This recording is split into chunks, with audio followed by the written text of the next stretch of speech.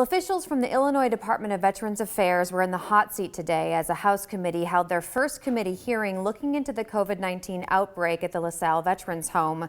33 residents at that home have died and more than 100 have tested positive for COVID-19. WGEM Capitol Bureau Chief Mike Militich followed the hearing and joins us tonight with the latest.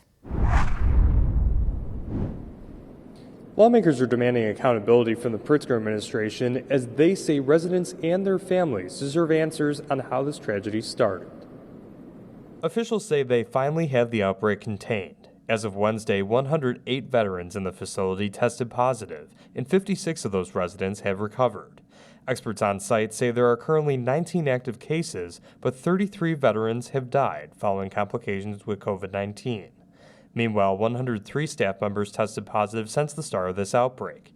However, the IDPH consultant says only 2 of those cases are still active, and no employees died. The last resident test that came back positive was done on November 26th. The last staff member who tested positive on pre-shift testing was detected on November 30th. Several lawmakers asked the IDVA chief of staff about the timeline of the outbreak. By November 8th, 3 veterans had died, and the number of cases continued to rise.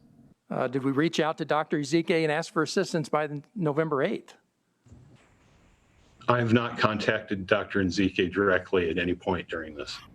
Meanwhile, officials were able to break down how they could allow staff that tested positive to continue working at the facility.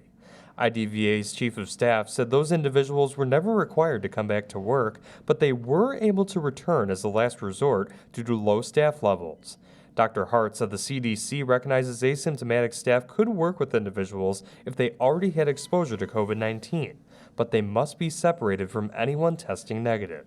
All the patients with COVID-19 are together. Any staff with COVID-19 are there, and they're limited to that part, that wing or that unit of the facility. IDPH officials declined to participate in this hearing due to the ongoing investigation, even though several officials for Veterans Affairs spent nearly 4 hours answering questions. How is it possible for you to be present but not a member of IDPH's leadership team? As legislators, I think that's a pretty big question for a lot of us that I think we have concern about. Lawmakers on both sides of the aisle say this was a complete failure by the Pritzker administration and those in the facility that failed to follow safety protocols. For now, reporting live in Springfield, Mike Militich, WGEM News.